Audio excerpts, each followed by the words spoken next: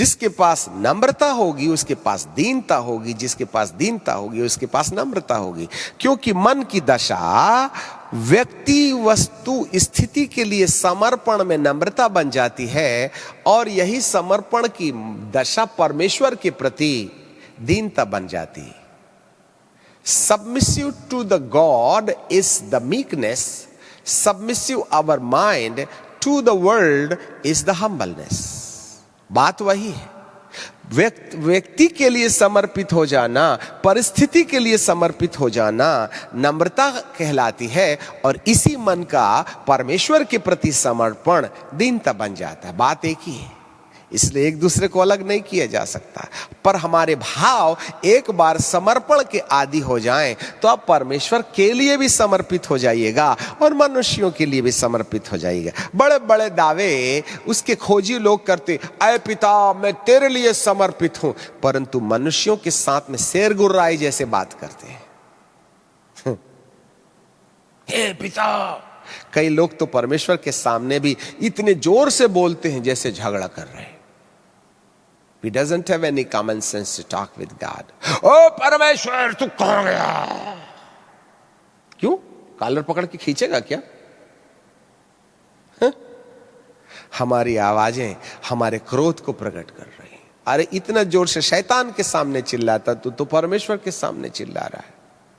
दक्षिण भारतीयों की आदत बिगड़ गई है, वे परमेश्वर से भी ऐसे बात करते जैसे कोई झगड़ा कर रहे हैं, और दुष्ट आत्मा के सामने बिल्कुल पूंछ हिलाने लगते हैं।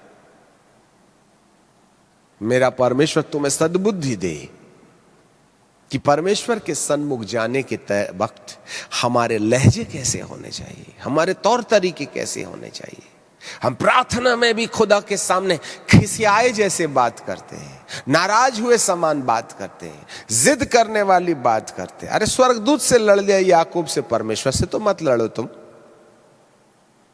Meekness, humbleness, we have to learn how to stand before the throne of God, how to talk with God, right. बड़े नम्रता से लॉर्ड लॉर्ड क्यों दहाड़ते हो बाप के सामने? इसका मतलब है तुम्हारा मन नहीं बदला। जो तुम दुश्मनों के साथ व्यवहार करते हो उसी मनसा से परमेश्वर के साथ भी व्यवहार करते हो। सपन्या की किताब में लिखा, परमेश्वर के सामने चुप और शांत हो जाओ।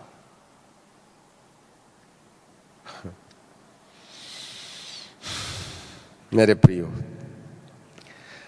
आग उत्पन्न करने के लिए भूमिका बनानी पड़ेगी।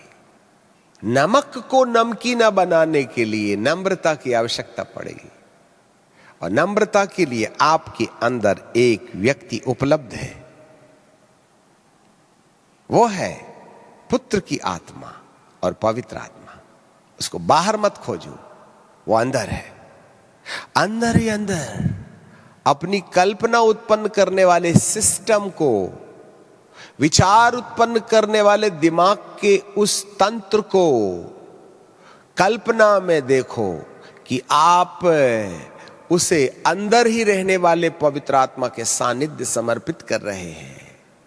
तब अंदर ही अंदर आपका मन, आपके ही अंदर में रहने वाले पवित्र आत्मा परमेश्वर के सानिध्य समर्पित किया जा रहा है। अंदर ही अंदर वहां होने दो कुछ तो भी यहां। तब आप सोचिए, आए मेरे मन, चल तू अपने पवित्र आत्मा के हाथ में समर्पित हो जा। और फिर पवित्र आत्मा से कहिए, हेलो आदरणीय सम्माननीय पवित्र आत्मा, मैं आपसे क्या कहूं? मेरे मन को ना, जिसमें विचार पैदा होते हैं, जिसमें भावनाएं हैं, इमोशंस हैं, उसको आप लेके तोड़ेंगे क्या? उसको शून्य में बदलेंगे क्या? आप आए ही मेरे अंदर में इसलिए हैं कि मेरे मन को सुधारने में मदद करें। मैं बड़ी नम्रता और दीनता से अपनी जिस भी हालात में है उसी हालात में मैं आपके पास आया हूं। ना मैं अपने आप को बड़ा बना सकता हूं, ना छोटा बना सकता हूं। मैं अपनी ओरिजिनलिटी में आपके पास आते हैं। पवित्र आत्मा, आंसू भी नहीं निकलते मेरे, बड़ा कठोर है मेरा दिल। जिस हाल में मैं हूं उसी हाल में मैं अपना मन, ऐ मेरे पवित्र आत्मा जो मेरे ही अंदर है, आप, मैं आपके हाथों में समर्पित कर देता हूं। मुझे तोड़िए ना, मुझे नम्र बना दीजिएगा, मेरी आंखों को जलाशय बना दीजिए।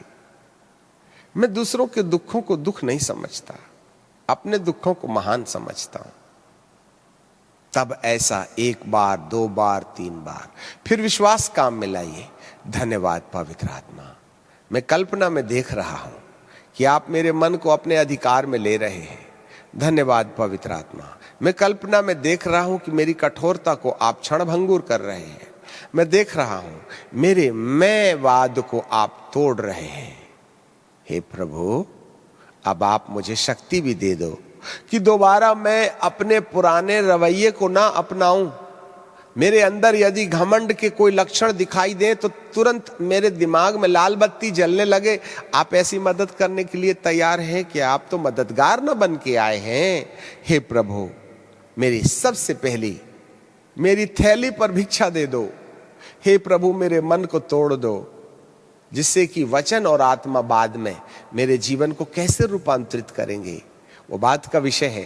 पहले तो आप मुझे नम्र बना दो। हफ्ता 15 दिन कुछ इसी रवैये से अपनी पवित्र आत्मा को जो अंदर पाया जाता है उससे टूटने की गुहार लगाते रहिएगा। लग जाए मेहनत, चिंता मत करो प्रियो, ये है process. It's a spiritual warfare inside our heart and mind, between heart and mind. तब पवित्र आत्मा जो सहायक बन के आपके अंदर आया है, gentle Holi spirit, divine Holi spirit, हम उसको बाईपास कर देते हैं। हम परमेश्वर को बाहर खोजते हैं, हम अंदर वाले परमेश्वर को रिक्वेस्ट करना भूल जाते हैं। जी हाँ, तब जो है मेरी आत्मा में रहने वाला पवित्र आत्मा मेरे मन को नियंत्रित करना शुरू करेगा और मेरी कठोरता को तोड़ता चला जाएगा। अभी आपने प्रार्थना किया है, जिसके लिए प्रार्थना किया, थोड़ी देर के बाद में वही गलती होगी। आपको फिर कहना है, लॉर्ड प्लीज फॉरगिव मी। जागते रहो, कई बार ऐसा होगा, आप उसको फिर मानिए। प्रभु 3 बार हो गया राजा। आपके अंदर गिल्टी कॉन्शियस हो, जब आप गुस्सा हो जाते हैं तो आपको गिल्टी कॉन्शियस हो, आपके अंदर स्वाभिमान के लक्षण दिखाई देते हैं, तो यदि आपने गिल्टी कॉन्शियस को मार डाला तो आप कभी नम्र नहीं बन सकते। बार बार गलती हो जाए, अपने आप को कहो, अरे लॉर्ड फिर गलती हो गई मुझसे, प्रभु क्या बताओ लॉर्ड, प्लीज लॉर्ड क्षमा कर दे। महीनों और हफ्तों के प्रैक्टिस के बाद एक दिन आपका मन कंप्लीटली पवित्र आत्मा की सहायता से आपके अपने नियंत्रण में आ जाएगा। फिर आपको कोई गाली बकते भी रहे तो आप कहें, क्यों सा होता बेटा, नहीं तो प्रत्युत्तर दीजिएगा। हाँ, इसके लिए टाइम लग सकता है। मेरे प्रियो, ये है नम्रता और दीनता जो परमेश्वर के सन्मुख खड़े होने के काबिल बना देता है।